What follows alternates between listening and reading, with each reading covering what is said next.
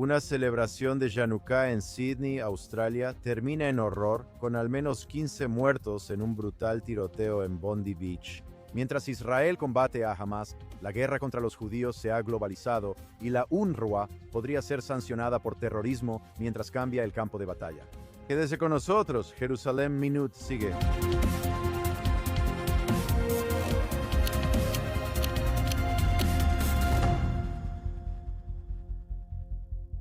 Bienvenidos a Jerusalén Minute en JNS Televisión. Soy Josh Haston, corresponsal de JNS, junto a Alex Treyman, director general. Alex está en Estados Unidos representando a JNS. Yo estoy en Gush Etzion, Israel. Quiero escuchar sobre el viaje de Alex, en particular su experiencia en la conferencia de la Fundación Aliados de Israel hace varios días. Primero, lamentablemente, terribles noticias desde Sydney, Australia. Al menos 15 personas fueron abatidas a tiros, asesinadas en un ataque terrorista durante un evento de Hanukkah por el Chabad local en la playa Bondi en Sydney, que es una playa muy conocida y popular allí. Solo se ha identificado a una de las víctimas, el rabino Eli Schlanger. Entiendo que en realidad es uno de los rabinos de Chabad afiliados al evento, uno de los organizadores. Alex, ¿qué estás escuchando en este momento? Bueno, sí, aquí en Nueva York despertamos con esta noticia horrible sobre lo que sucedió en este evento. En Bondi Beach, que creo que es una playa icónica en Sydney, Australia, y simplemente un evento de Hanukkah. Vi las escenas, vi videos de los tiradores, ya sabes, abriendo fuego contra la multitud y luego siendo sometidos por, creo, personas muy valientes. Parecía que la policía no hizo mucho para detener a estos tiradores. También vi un video y fotos de nuestro amigo y colega Arsen Ostrowski, quien ha estado en Israel durante muchos años trabajando en el Foro Legal de Israel y en otras campañas para el pueblo judío. Y recientemente, hace apenas unas semanas, de hecho, regresó a Sydney, Australia, para asumir un puesto de liderazgo dentro de la comunidad judía allá. Al parecer fue herido de bala en la cabeza y ves una entrevista de él con toda la cabeza vendada y la cara y la camisa cubiertas de sangre. Gracias a Dios, esa bala solo lo rozó y no pasó a mayores, ¿no sabes? Parecía casi como un paralelo con el presidente Trump, que también fue rozado por una bala que estuvo a punto de acabar con su vida. Pero mis oraciones están con él, su familia, la familia del rabino Schlanger, toda la comunidad judía de Sydney. Y los políticos israelíes, todos opinan ahora. Hace una hora escuché en la radio al ministro de Relaciones Exteriores, Sar, decir, parafraseando, que la advertencia ya estaba en Sydney y Australia por las políticas del gobierno que regalan a Hamas al reconocer un supuesto Estado palestino. Vimos imágenes en los últimos meses de manifestaciones masivas, manifestaciones a favor de Hamas en las calles de Sydney. El ministro de Relaciones Exteriores dijo que, aunque es un hecho horrible lo ocurrido hoy, no les sorprende completamente. Bueno, ya sabes, cuando permites que se globalice la intifada, esto es lo que significa globalizar la intifada. La intifada no es algún tipo de movimiento de resistencia pacífica a favor de la creación de un Estado palestino, ya sabes, la resistencia civil no violenta, eso no es. Globalizar la intifada significa esto, significa yihad, significa, ya sabes, tomar las armas en las últimas décadas, significa terrorismo y sinceramente, ya sabes, puedes decir que esperabas esto. En Sydney, Australia, hemos visto el mismo tipo de manifestaciones apoyando la globalización de la intifada. Cuando dices liberen Palestina, eso significa liberar Palestina de los judíos. Cuando dices del río al mar, Palestina será libre, eso implica que no habrá judíos entre el Jordán y el Mediterráneo, aunque muchos no sepan qué río o mar, pero significa limpieza étnica de judíos en Israel. Pero esto no es algo local, solo de Sydney. Estamos viendo esto en todas partes. Quiero decir, estas escenas recuerdan a lo que vimos hace unos años en Pittsburgh y lo que hemos visto este año en Manchester y en Washington, Distrito de Columbia. Así que esto se está volviendo cada vez más común y es difícil entender en dónde los judíos pueden sentirse seguros en este mundo. Fuimos atacados en Israel el 7 de octubre y seguimos siendo atacados por terroristas en Judea, Samaria, Jerusalén, Tel Aviv y las comunidades judías. En la ciudad de Nueva York, en Londres, en Inglaterra, en Australia y en Francia, todos tienen de qué preocuparse en este momento. porque sinceramente los gobiernos han hecho muy poco, a pesar de mucha retórica, para frenar la ola de antisemitismo, porque al final no puedes andar con rodeos, no puedes decir que estás con la comunidad judía, pero también decir que estás con los yihadistas. No funciona, o apoyas o rechazas a los yihadistas. Israel está en la primera línea, el pueblo judío y el Estado de Israel están en la primera línea de la lucha contra el extremismo islámico y sinceramente también contra el extremismo de derecha. Ahora, y o estás en contra del extremismo o estás a favor del extremismo. No hay puntos intermedios. Y otra cosa que es importante señalar es que, ya sabes, cuando empieza con los judíos, nunca termina con los judíos. Dije que el pastoreo de Arsen Ostrowski, ya sabes, es similar al pastoreo del presidente Trump, porque lo que ves es que una vez que tienes este tipo de extremismo violento, nunca se limita solo a los judíos. Los judíos son el canario en la mina, empieza con ellos, no termina con ellos. Ves estos tiroteos violentos contra el presidente Trump, ves el asesinato violento de Charlie Kirk.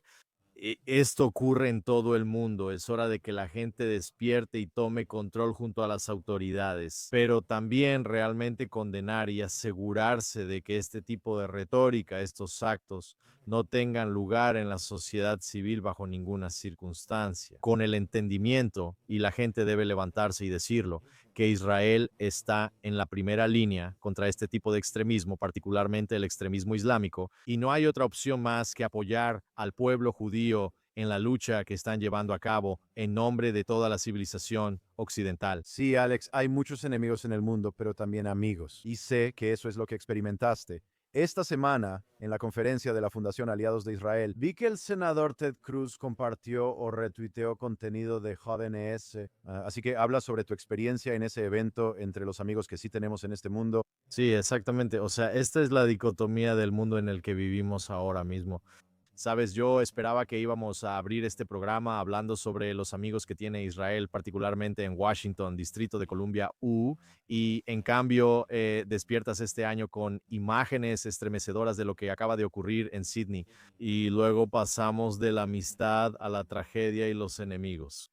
Pero esta semana estuve en Washington, Distrito de Columbia, para una conferencia de la Fundación Aliados de Israel. Esa fundación está dirigida por nuestro buen amigo Josh Reinstein y su esposa Rebecca. Sabes, lo que hacen como organización es crear grupos parlamentarios en los parlamentos, ya sabes, en los edificios legislativos, cámaras legislativas en todo el mundo. Creo que tienen algo así como más de 60 grupos parlamentarios que han creado en parlamentos que son específicamente grupos pro-Israel. La mayoría de estos grupos parlamentarios son cristianos evangélicos que creen en la Biblia y apoyan a Israel. Israel mismo tiene su grupo parlamentario de aliados de Israel que está establecido en su parlamento. Estuvo representado esta semana en la conferencia por Gila Gambriel, quien es la ministra de Tecnología, Innovación y Ciencia, y lo que hacen es trabajo interparlamentario para asegurarse de hecho de que Israel sí tenga amigos en los cuerpos legislativos de todo el mundo, presionándolos para que acepten la definición de antisemitismo de la Alianza Internacional para el Recuerdo del Holocausto y otros puntos de la agenda legislativa que ayudan a apoyar al Estado de Israel. Y así que cuando estuvimos en Washington esta semana, la conferencia fue al Capitolio. Se reunieron con varios miembros del Congreso, creo que 12 les hablaron en el Capitolio. Luego hubo otra reunión en el edificio de la oficina ejecutiva de la Casa Blanca, donde la asesora de fe del presidente, Paula White, y muchos de sus colegas, incluyendo al secretario de personal, Will Scharf, Carmen Dillon y Leo Terrell, quienes trabajan en el Departamento de Justicia y están luchando contra el extremismo y el antisemitismo, todos se dirigieron al grupo. Y ya sabes, uno siente que hay verdaderos amantes y partidarios de Israel y del pueblo judío, y más importante aún, de Dios, que están asesorando al presidente de los Estados Unidos y están trabajando para ayudar a mantener seguros a los judíos, al menos en los Estados Unidos. Pero no solo eso, hablaron sobre lo que están haciendo en todo el mundo, donde diferentes minorías religiosas, incluidos los cristianos en todo el mundo, están siendo masacrados. A nadie le importa, pero la oficina del presidente de los Estados Unidos sí, y está trabajando en ello. Así que al menos hay algunas buenas personas allá afuera que entienden las amenazas, entienden la lucha, que están luchando y están ayudando en la medida de lo posible. que no hemos estado haciendo esto todo el tiempo. Alex, espero con ansias que regreses esta semana y que nos des una actualización completa de tu viaje al mismo tiempo. Mientras no estás en Israel, la Knesset realiza una sesión especial donde la oposición convocó al primer ministro Netanyahu. Creo que esto ocurre o puede ocurrir una vez cada 30 días. Pero durante la reunión, el primer ministro Netanyahu prometió derrotar a Hamas, incluso cuando Hamas se niega a desarmarse. Vamos a ver este video. Como lo dijo Khaled Mashal ayer, continuaremos en nuestro camino y no nos desarmaremos. Pero nosotros, y se los prometo, no permitiremos que los asesinos de Hamas se rearmen y nos amenacen de nuevo. Estamos actuando todos los días para evitar esto y esta misión se completará. Como he dicho, y como lo ha dicho el presidente Trump, ya sea por las buenas o por las malas. Entonces tienes a Khaled Mashal, el líder de Hamas, rechazando las exigencias del presidente Trump de que Gaza se desmilitarice. ¿A dónde vamos desde aquí? Bueno, como dijiste, esta reunión de la Knesset es una reunión normal. La oposición tiene derecho cada 30 días a reunir 40 firmas y exigir que el primer ministro realmente comparezca ante la Knesset. Y ves que el primer ministro básicamente está diciendo que, bueno, hemos sabido que la guerra no ha terminado, que se declaró el alto al fuego. El propósito del alto al fuego era recuperar a los rehenes restantes, dar un respiro a todos los reservistas que han estado sirviendo, muchos de ellos por más de 300 o 350 días desde el 7 de octubre.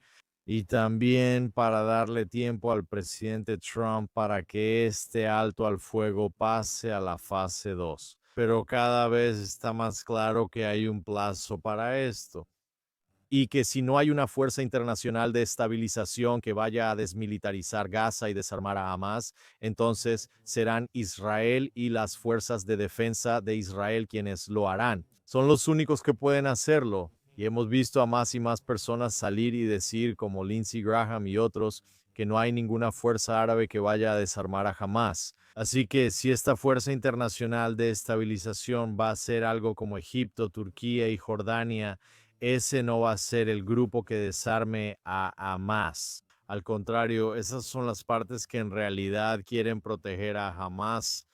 Así que, de nuevo, vemos este acuerdo. Había una fase 1 y una fase 2, y creo que ya lo hemos dicho en programas anteriores, pero los cataríes presionaron a Hamas para que entrara en este acuerdo porque quieren proteger a Hamas. Ellos entendieron que la única forma de proteger y mantener vivo a Hamas como entidad en ese momento era liberar a los rehenes, así que liberar a los rehenes fue una estrategia para proteger a Hamas. Desarmar a Hamas y desmilitarizar Gaza no es una estrategia para proteger a Hamas. Y por eso no hay manera de que los cataríes realmente vayan a hacer eso ahora. Lo que ellos quieren ver es que Israel se retire a puntos más superficiales dentro de Gaza, ya sabes, antes de cualquier tipo de desarme. Y francamente, simplemente no creo que eso vaya a suceder. Así que creo que ahora hay un entendimiento entre la administración de Netanyahu y la administración de Trump respecto a la línea de tiempo. ¿Y recuerdas de nuevo? Hablamos de esto anteriormente en la preparación para la operación León Ascendente y Martillo de Medianoche, donde Israel destruyó las instalaciones nucleares en Irán. Y en ese momento la administración de Trump dijo que estaban intentando entrar en negociaciones con Irán para lograr que hicieran esto por el camino fácil, ¿verdad? Y en ese entonces también dijimos que se iba a hacer por las buenas o por las malas. Y escuchas a Netanyahu básicamente diciendo lo mismo. Esto se hará por las buenas o por las malas. La manera fácil es, ya sabes, de que si Hamas simplemente entrega sus armas y dice, oye, nos estamos desarmando, adelante, desmilitaricen Gaza, aceptaremos la amnistía, esa es la manera fácil. La forma difícil es si insisten en lo mismo, si siguen intentando tomar más y más control sobre los asuntos civiles en Gaza y si lo hacen usando la fuerza, entonces Israel va a volver a entrar. Y creo que, ya sabes, estamos en una cuenta regresiva en este momento y hay un entendimiento. No se ha anunciado cuánto tiempo es. Tengo la sensación de que esto es algo que, ya sabes, en este punto probablemente sea un plazo de menos de 2 meses. Y sabemos que el primer ministro se va a reunir con el presidente Trump en Mar-a-Lago en aproximadamente 2 semanas. y no me sorprendería ver que se lleguen a acuerdos importantes ahí, si no es que se hagan anuncios importantes sobre el desarme final y la derrota de Hamas como organización terrorista dentro de Gaza. Sí, Alex, la reunión entre el primer ministro Netanyahu y el presidente Trump es oficial para el 29 de diciembre. Quizá regreses a Estados Unidos para cubrirla. Mencionaste al senador Lindsey Graham. De hecho, dijo que apoya que Israel desarme activamente a Hamas y habló con CNN esta semana. Muy interesante. Dijo que alentaría al presidente Trump a considerar acciones conjuntas con Israel. Si no podemos hacer diplomacia para desarmar a grupos como Hezbollah, Hamas, como lo hizo Estados Unidos con Irán. Así que creo que es interesante, pero no estoy seguro si está hablando de realmente traer tropas estadounidenses al combate. Quiero decir, eso es algo que Israel siempre ha dicho, que no estábamos interesados, que no queríamos que otro país nos ayudara a defendernos poniendo físicamente tropas en el terreno. ¿Has oído los comentarios del senador Graham? Sí, o sea, el senador Graham siempre ha sido un gran partidario de Israel en el sentido de que, ya sabes, ha venido a Israel muchas veces.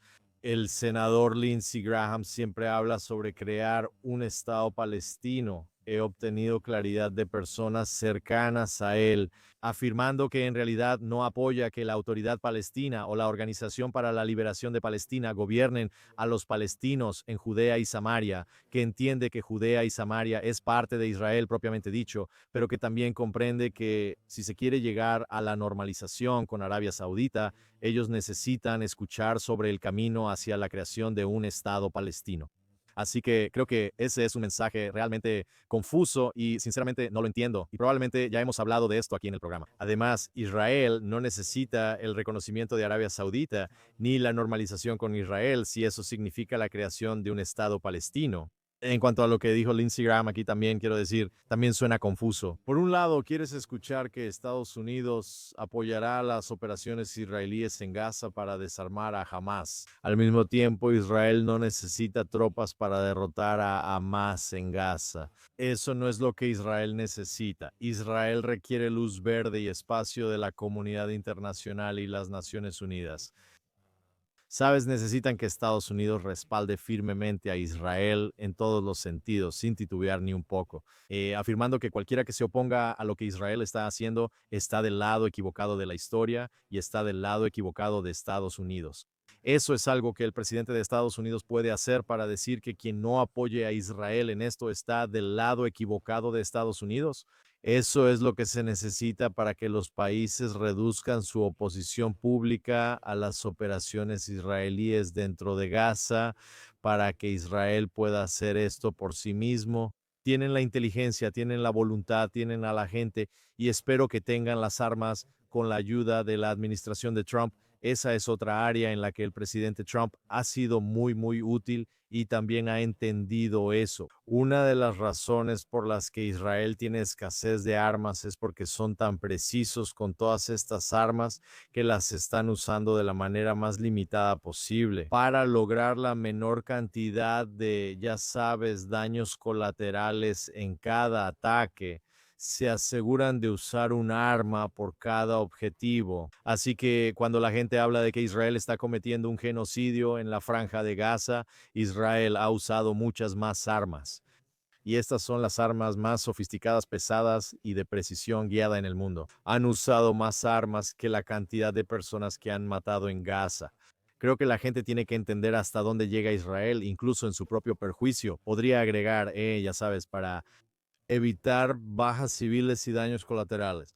Y Israel ha perdido a muchos soldados como resultado de intentar ser tan preciso y cuidadoso. Así que, en cualquier caso, Israel no necesita la ayuda de fuerzas extranjeras para deshacerse de Hamas. Francamente, solo hay una fuerza en el mundo que puede desarmar a Hamas, que puede derrotar a Hamas, y esa es las fuerzas de defensa de Israel. Estoy de acuerdo, y Alex, mencionaste ataques de precisión. Vi el video anoche. Luego de Shabbat, Israel eliminó al segundo de Hamas. Raad Sayad, arquitecto de la masacre del 7 de octubre y jefe de producción de armas de Hamas. Allí en Gaza, su llamado ala militar fue eliminado. En un video impactante viste cómo el misil destruyó solo su auto y a él sin causar daño colateral. Esto fue reportado por las fuerzas de defensa de Israel después de Shabbat, ayer por la noche. Así es, Israel sigue recopilando información con inteligencia y no se queda de brazos cruzados. Así que Aunque hay un alto el fuego en vigor, tenemos que ver el mismo tipo de alto el fuego que tienes en el sur del Líbano. Cada vez que Israel vea a los cerebros terroristas moviéndose, organizándose o reorganizándose, Israel va a atacar.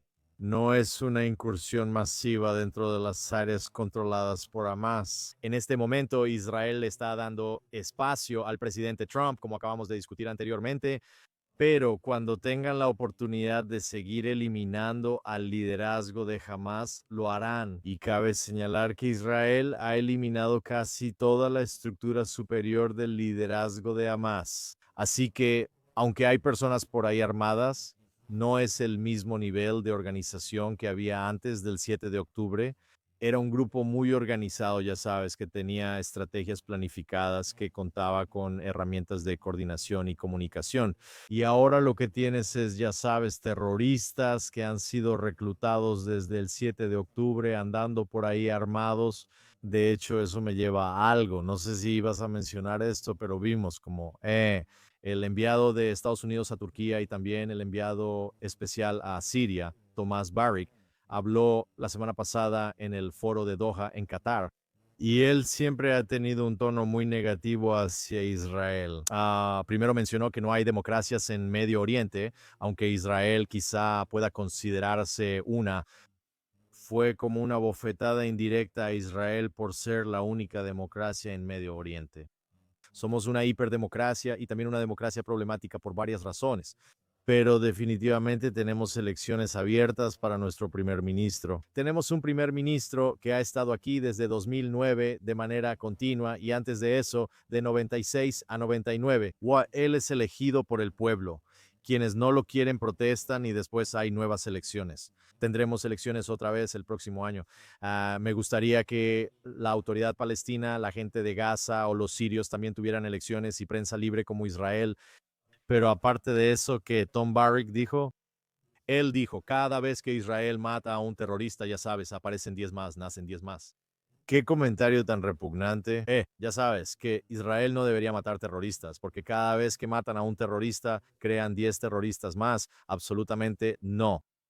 La razón por la que surgen 10 terroristas más. Cada vez que matan a un terrorista es porque los terroristas han estado incitando y educando a sus poblaciones durante décadas para que maten judíos. Bien, y esa es la razón por la que cada vez que eliminas a un terrorista importante, aparece otro de la nada, porque los incitan a hacerlo desde niños.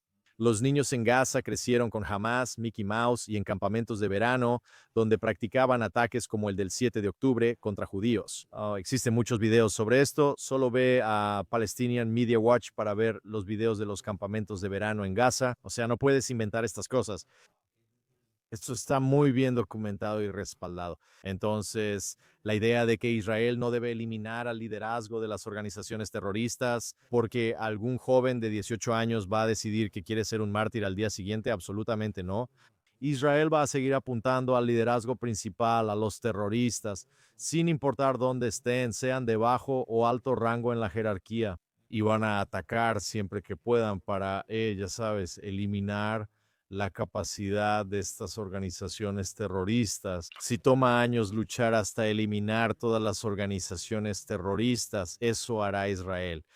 Y no necesitamos personas como Tom Barrick susurrándole al oído al presidente Trump. Y ya sabes, Steve Witkoff o Jared Kushner.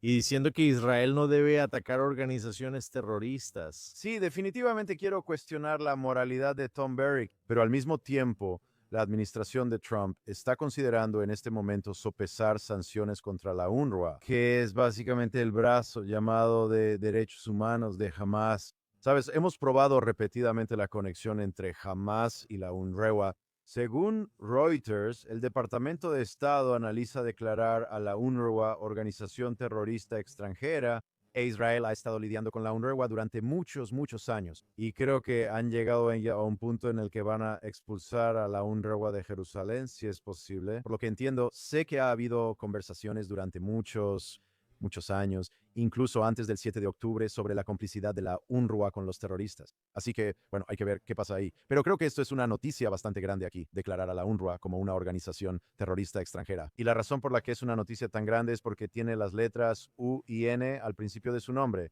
Creo que esto podría ser enorme. Así es, o sea, esta es una agencia de las Naciones Unidas, la Agencia de Obras Públicas y Socorro de las Naciones Unidas. Esta es la única agencia que fue creada para atender una sola crisis de refugiados. Todas las demás crisis de refugiados son atendidas por una sola agencia en la Organización de las Naciones Unidas que no es la UNRWA. La UNRWA fue creada específicamente para atender solo a los palestinos. Los palestinos, por cierto, son los únicos refugiados que pueden transmitir el llamado estatus de refugiado a sus descendientes. Bien, entonces, no solo dijeron que había refugiados en 1948, por cierto, cualquier refugiado de 1948 tiene un hogar, no son refugiados. Han construido ciudades, algunas llamadas campos de refugiados. Ahora, tú y yo no podríamos distinguir si entras a una o a otra. ¿Cuál es la diferencia entre un campo de refugiados y una ciudad si al final ambos son ciudades? Y además de eso, los llamados refugiados transmiten su estatus de refugiado a sus hijos, a sus nietos, a sus bisnietos, hasta el punto de que hoy hay muchos más refugiados que en 1948, cuando se crearon los primeros llamados refugiados durante la Guerra de Independencia de Israel. Y no solo la UNRWA está perpetuando este falso estatus de refugiado que está específicamente destinado a deslegitimar continuamente al Estado de Israel, y también para lograr que la comunidad internacional envíe miles y miles de millones de dólares a los territorios controlados por los palestinos, porque los palestinos no pueden gobernar ni crear una economía para sí mismos que pueda sostenerlos. A pesar de que se les ha dado mucho dinero durante años para crear esa infraestructura, pero además de eso, la UNRWA sigue administrando los sistemas escolares hasta, bueno, hasta el 7 de octubre. Esto es lo que estaban haciendo y todavía lo siguen haciendo. Ellos crearon los libros de texto y el sistema educativo que se está usando para incitar a la violencia contra los judíos, y aún después del 7 de octubre, los niños palestinos siguen usando los libros de texto creados por la UNRWA. Entonces tienes este problema con esta organización que busca inflar una crisis de refugiados que francamente ni existía antes del 7 de octubre. Ahora hay una crisis de refugiados en Gaza porque la gente perdió sus hogares. ¿Adivina qué? Ahora ningún país en todo el mundo quiere recibir a verdaderos refugiados gazatíes, y nunca han querido recibir a ningún refugiado palestino, porque quieren que esos refugiados sean una espina para el pueblo israelí, para poder deslegitimar y demonizar continuamente a Israel. Y para eso, ¿dónde está el mundo? ¿Sabes? Al mundo no le importan los refugiados palestinos, al mundo no le importan los refugiados gazatíes. Nadie en el mundo está abriendo sus fronteras para recibir una cantidad significativa de refugiados palestinos de Gaza. En la guerra Rusia-Ucrania, ¿cuántos millones de refugiados hubo? Incluso Israel recibió a más de 35,000 refugiados de Ucrania. ¿Quién está recibiendo a 35,000 refugiados de Gaza? Ninguno. Así que tienes esta organización que dice ser una organización de refugiados, incita a fusionarte. Bien, por eso tienes 10 nuevos terroristas cada vez que matas a un líder terrorista dentro de Gaza o en cualquier otro lugar. Y mientras tanto no están haciendo nada para reasentar a los verdaderos refugiados gazatíes. Así que bien por el presidente Trump por afirmar que la UNRWA es una organización terrorista. Y espero que Israel dé el paso de no solo expulsar a la UNRWA, sino también a la organización matriz de la UNRWA, que es las Naciones Unidas. Está bien, sí, las Naciones Unidas son las que financian y promueven a la UNRWA y todas las demás agencias de la Organización de las Naciones Unidas, como la Organización de las Naciones Unidas para la Educación, la Ciencia y la Cultura, y todas las demás que operan en contra de Israel todo el tiempo. Así que finalmente un poco de claridad moral, y veamos si el resto del mundo despertará y compartirá la misma claridad moral que el presidente Trump y su administración tienen. Absolutamente. UNRWA, manteniendo a la gente como peones en la primera línea contra Israel durante los últimos 77 años y aumentando eso desde el 7 de octubre, no dejando salir a nadie, y ningún país, por supuesto, como dijiste, está dispuesto a dejar entrar a ninguno de ellos al mismo tiempo. Solo otro ejemplo. aquí del hecho de que no hay ninguna diferencia entre la administración de Estados Unidos e Israel. El secretario de Estado de Estados Unidos, Marco Rubio, se reunió esta semana con el ministro de Relaciones Exteriores de Israel, Gideon Sa'ar, para tratar el tema de Gaza. Además de eso, la Cámara aprobó un proyecto de ley de defensa de 900 mil millones con disposiciones clave a favor de Israel. Así que muchas noticias positivas están saliendo de Estados Unidos y de los líderes en el Congreso y la administración. Sí, o sea, definitivamente hay diferencias entre la política de Estados Unidos en este momento y la política de Israel, especialmente en lo que respecta a Qatar, especialmente en lo que respecta a Turquía. Ahí es donde entra en juego Tom Barrett, hablando sobre la relación cercana entre el presidente Erdogan de Turquía y el presidente Trump. No entiendo por qué hay cualquier tipo de relación cercana con Erdogan. ¿Por qué Estados Unidos se ha esforzado tanto en darle a Qatar un estatus protegido, un estatus especialmente protegido? Tiene que haber más claridad moral aquí sobre quiénes son las fuerzas del bien en Medio Oriente y quiénes son las fuerzas del mal en Medio Oriente. Lamentablemente hay muchas fuerzas del mal. Entiendo lo que Trump intenta hacer aquí. Él está tratando de limitar el número de enemigos que tiene Israel, está tratando de evitar que Turquía y Qatar se acerquen directamente a China. Pero aún así ves que los cataríes están haciendo lo mismo en las escuelas de Estados Unidos, que la UNRWA está haciendo en los territorios palestinos. Si la UNRWA está creando libros de texto que afirman que Israel debe ser borrado del mapa y que los judíos deben ser asesinados. Sabes, los cataríes están invirtiendo en universidades de título 6 y en programas de estudios de Medio Oriente, programas de ciencias políticas y contratando profesores y convenciendo a estudiantes jóvenes que Israel es la fuente de todo mal en Medio Oriente. Y francamente, incluso que el capitalismo en Estados Unidos es una empresa colonialista que debe ser reemplazada. Así que realmente tienes que tener una claridad moral completa, de arriba a abajo. Sabes, si hay alguna inconsistencia en tu claridad moral, va a ser expuesta. La claridad moral es completa, no puedes titubear cuando se trata de claridad moral. Pero ciertamente cuando se trata de que Israel derrote a sus enemigos, diré que sí creo que el presidente Trump ha sido un gran aliado para Israel.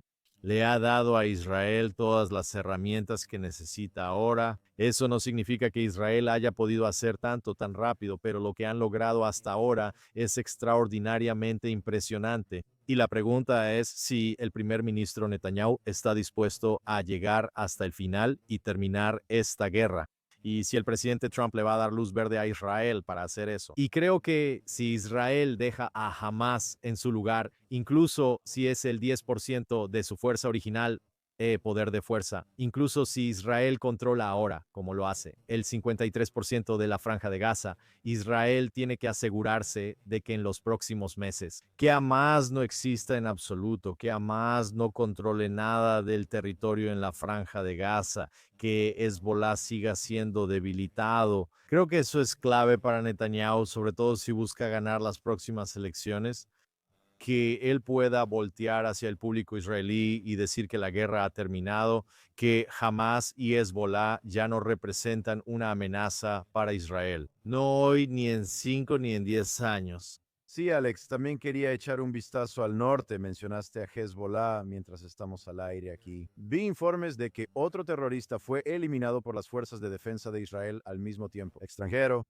Más bien, el ministro de Finanzas Vitalis Smotrich, el ministro de Finanzas Vitalis Smotrich, también ministro de Defensa, declaró a JNS que probablemente las fuerzas de defensa de Israel deban intensificar operaciones militares en el sur del Líbano, ya que Hezbollah busca recuperar pérdidas y reconstruir su infraestructura terrorista en la frontera, además de vigilar el noreste. Esto involucrando a personal estadounidense en el terreno en Siria. Por lo que entiendo, 2 soldados estadounidenses y un intérprete fueron asesinados por un hombre armado en Siria. Trump culpó a ISIS y afirmó fue un ataque de ISIS. Sin embargo, una investigación posterior reveló que el hombre armado, en realidad, era miembro de las fuerzas de seguridad sirias. Según entiendo, iba a ser despedido por sus opiniones extremistas, pero seguía afiliado a las fuerzas de seguridad sirias. Vimos hace varias semanas una reunión muy positiva entre el presidente Trump y Ali Yulani, presidente de Siria. Sin embargo, hay elementos dentro de su régimen que no son partidarios de la normalización con Estados Unidos o Israel, quizás. Y luego ocurrió este ataque aquí en el que 3 ciudadanos estadounidenses fueron asesinados en Siria. Hablemos un poco sobre Líbano y Siria, si es posible. Sí, empecemos con Siria. ¿Ves esto? Estábamos hablando de claridad moral y el presidente Trump ha decidido apoyar ahora a un terrorista afiliado a Al-Qaeda. Cristiana Amanpour entrevistó a Al-Jalani en el foro de Doha la semana pasada y ya sabes, le lanzó una pregunta fácil diciendo, algunas personas podrían decir que estuviste afiliado a Al-Qaeda y ya sabes, Yolani continuó diciendo, sabes, esto necesita ser probado. La gente solo dice cosas como, escucha, lo sabemos. No solo Yolani estaba afiliado a Al-Qaeda, sino que aún más importante, desde que Yolani asumió el cargo, se declaró presidente de Siria. Que sus fuerzas han atacado a los drusos, han atacado a cristianos, han atacado a alawitas, han atacado a kurdos, han matado a muchas más personas en Siria, incluso más de las que Hamas mató el 7 de octubre. Está bien, ya sabes, cometiendo masacres absolutas contra las minorías políticas y religiosas dentro de Siria. Y aún así, el presidente ha decidido básicamente darle una plataforma, ha decidido quitar las sanciones a Siria para darle básicamente el control del flujo de una cantidad significativa de fondos. Pero también se dice que el presidente Trump podría estar perdiendo la fe en Yolani, lo cual, francamente, sabes, fue una sorpresa que alguna vez tuviera fe en él. Primero, quiero decir que se piensa que necesitas un hombre fuerte en esos territorios, ¿verdad? No hay manera de gobernar, no hay manera de tratar con los gobernadores de un territorio específico en estos estados fallidos. Es difícil encontrar a un hombre fuerte que no esté vinculado al terrorismo, porque si no eres violento, es difícil ser considerado fuerte en estas áreas, ¿verdad? Así que entiendo que, ya sabes, desearías que pudiera haber una manera diferente. Ya sabes, ves como en Líbano tienes básicamente estas dos corrientes, la corriente de Hezbollah contra, ya sabes, la corriente cristiana libanesa y los cristianos, ellos desearían que Hezbollah no fuera parte del territorio, que no fuera parte de la ecuación política, pero no tienen la voluntad para derrotar a estos extremistas islámicos, porque los extremistas islámicos, francamente, están dispuestos a luchar hasta el último hombre, están dispuestos a luchar hasta la muerte. Como estamos viendo que Hezbollah lo hace en Líbano, como estamos viendo que Hamas lo hace en Gaza. Sabes, creo que Israel va a tener que seguir haciendo lo que ha estado haciendo en Líbano, que es cortar el césped. Pero, francamente, el gobierno libanés debería estar agradeciendo a Israel por lo que está haciendo, en vez de salir en contra de Israel por lo que está haciendo ahora. ¿Por qué lo hacen? Para evitar que Hezbollah los mate, ¿no? Por eso están, ya sabes, por eso están allá afuera criticando a Israel y ves esto en todo el Medio Oriente, ¿sabes? Los sauditas hablan del camino para crear un Estado palestino, aunque en realidad no les interesa. ¿Por qué? Porque Mohammed bin Salman no quiere ser otro Sadat asesinado. Para normalizar las relaciones con Israel, tenemos que llegar a una situación en la que los líderes de estos países estén poco a poco cambiando el sistema educativo. Y no normalizar las relaciones con Israel, sino normalizar la idea de tener relaciones normalizadas con Israel. Eso tiene que hacerse dentro de la sociedad, cuando tienes una normalización de gobierno a gobierno, pero si no haces nada para mover a tu sociedad hacia el reconocimiento pacífico de Israel, entonces tienes la paz fría que hay en Egipto. Al-Sisi entiende lo importante que es para su seguridad. Lo mismo pasa en Jordania. Tienes el rey Abdalá entiende lo importante que es para su seguridad trabajar con Israel, pero esos dos líderes no han hecho absolutamente nada para acercar a sus sociedades hacia un entendimiento mutuo, justo y la aceptación del Estado de Israel en la región. Entonces, ya sabes, por un lado ves al presidente Trump, sabes que quiere estos acuerdos de normalización, ves al primer ministro Netanyahu, él busca la normalización con Arabia Saudita, también menciona querer la normalización con Líbano y Siria. Por un lado, estas firmas son increíbles y tienen el potencial de lograr cosas asombrosas, pero si no haces los otros dos componentes, que es el número uno, destruir a los terroristas en esos países para que ya no puedan reorganizarse y aterrorizar tanto a sus propias sociedades como a Israel. La normalización no funcionará. Además, debe hacerse a nivel social. Debes dejar la retórica anti-Israel y decir, escuchen, sé que estamos en contra de Israel, no tenemos que amarlos, pero están aquí y no tenemos que destruirlos. Aprovechemos los beneficios económicos que podamos obtener y tal vez con el tiempo aprendamos a quererlos un poco más. Alex, casi se nos acaba el tiempo. Un último tema, Nick Fuentes. Esta semana salió un informe sobre su ascenso. La popularidad provino de cuentas anónimas y extranjeras. Según el informe, la mayoría de las publicaciones virales están fuertemente retuiteadas por cuentas extranjeras. India, Pakistán, Nigeria, Malasia, Indonesia. Y de ahí es de donde está recibiendo este apoyo. De ahí viene. Sí, o sea, es un informe de la organización judía Contagion. Ellos hacen investigaciones profundas sobre las amenazas contra el pueblo judío y en particular todos saben que Israel ha sido absolutamente destruido en las redes sociales desde el 7 de octubre y también hemos visto el surgimiento muy rápido de este antisemitismo en el ala derechista del Partido Republicano, del movimiento MAGA, y yo diría que en el centro de este auge está Nick Fuentes. Hemos hablado de otros como Tucker Carlson y Candace Owens, pero Nick Fuentes es el más extremo. Él es verdaderamente antiestadounidense, es prorruso, es pro-Stalin. Stalin es su héroe. En un podcast con Tucker Carlson dijo quizá Hitler no era tan malo. Él es como abiertamente antisemita y su popularidad ha aumentado de manera inmensa. Cuesta entender el origen de esto, pero ahora ves con este informe de contagio que es generado artificialmente. Y la pregunta es, ¿qué están haciendo las plataformas de redes sociales, incluyendo X, incluyendo TikTok, incluyendo Instagram, Facebook? ¿Qué están haciendo para proteger el diálogo? Porque están permitiendo que el extremismo se apodere, ya que está avanzando en las plataformas de maneras en que absolutamente no debería. Y lo que estás viendo es que el contenido a favor de Israel no está recibiendo ni de cerca el mismo tipo de interacción. Bueno, creo que interacción es la palabra equivocada. No está recibiendo el mismo tipo de impulso a través de las plataformas como el contenido anti-Israel y anti-estadounidense.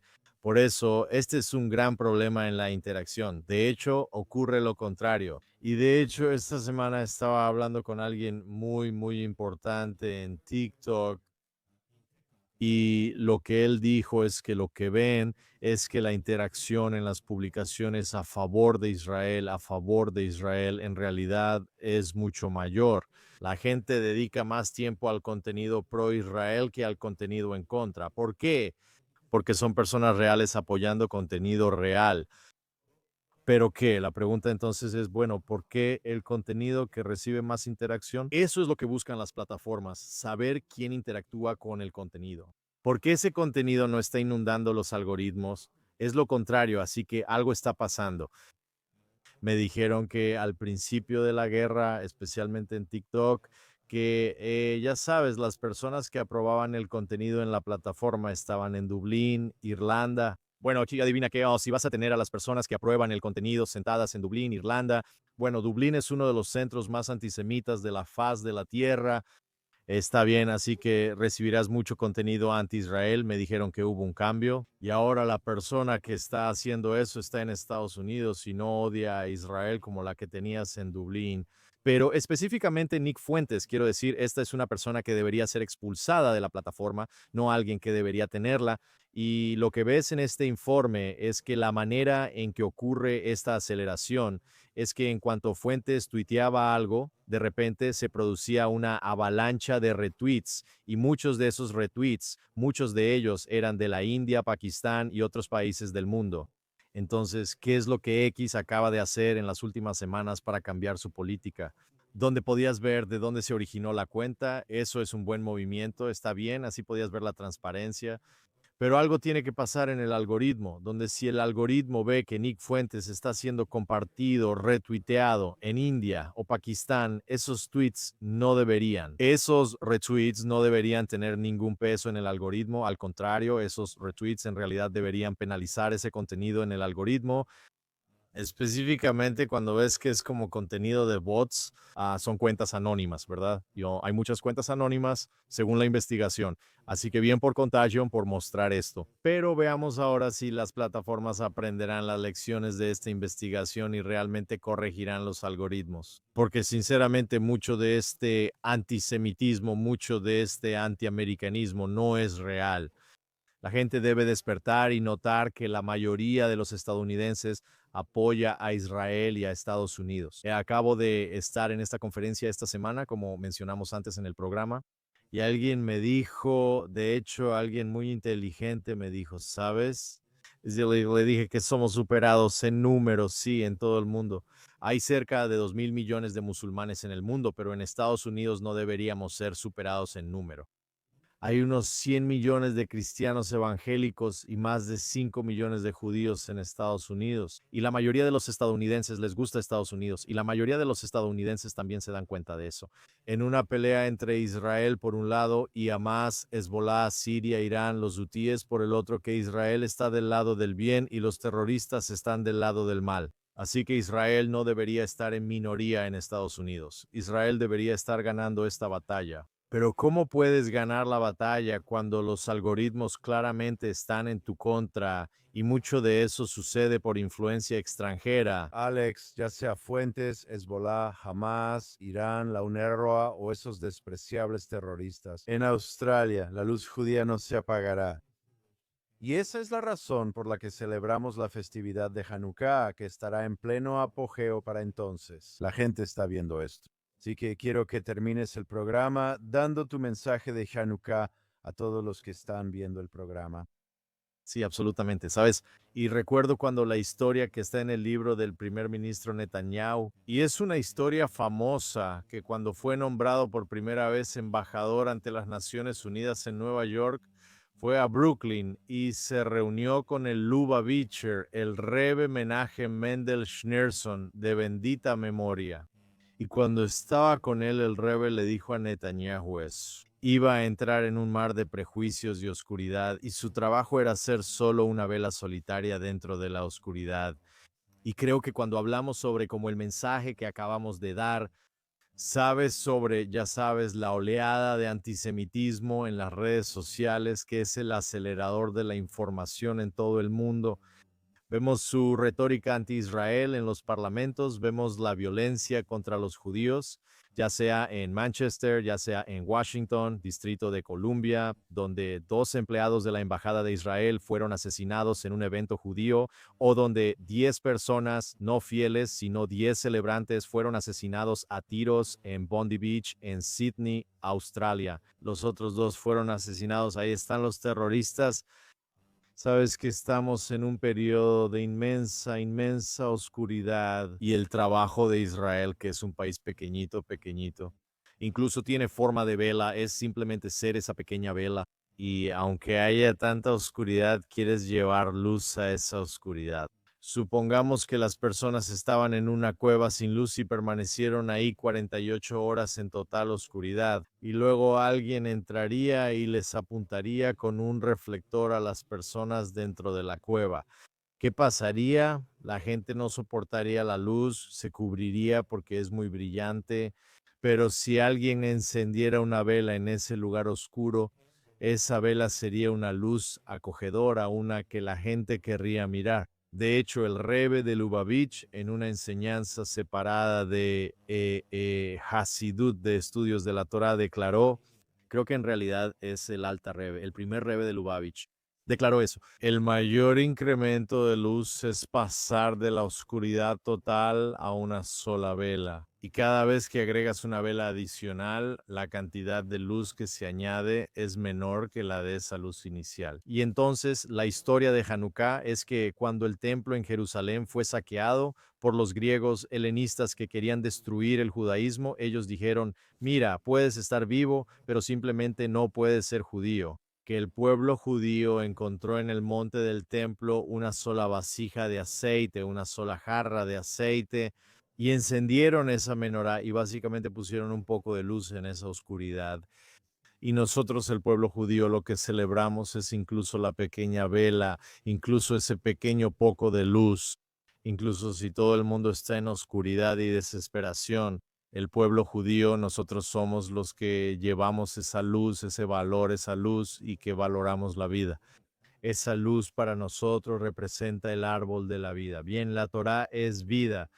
El pueblo judío celebra la vida y la luz son las celebraciones del pueblo judío. Celebramos eso en Hanukkah. Y por eso me gustaría bendecir a todos los que apoyan a Israel, a todo el pueblo judío, a todos los amantes del bien en este mundo, a todos los que tienen claridad moral, para ver la luz y para difundir esa luz una vela a la vez. Amén. Y también deseo que JNS sea su fuente de luz. Denle un gran agradecimiento. Donen hoy a JNS, asegúrense de ir a JNS Televisión para ver todo el contenido increíble que JNS ofrece. Visiten jns.org para las últimas noticias sobre Israel, el Medio Oriente y el mundo judío. Alex, feliz Hanukkah para ti y tu familia. Espero hablar contigo la próxima semana. Gracias, Josh. Saludos a quienes están detrás de cámaras. Aaron Rogolantern, Zach Sickerman, el productor Brian Lifshitz, Esther Eden y el gerente Yuri Sretsky. Hanukkah Sameai. Felices fiestas desde Israel y JNS Televisión Jerusalén, capital eterna del Estado de Israel y del pueblo judío. Feliz Hanukkah a todos.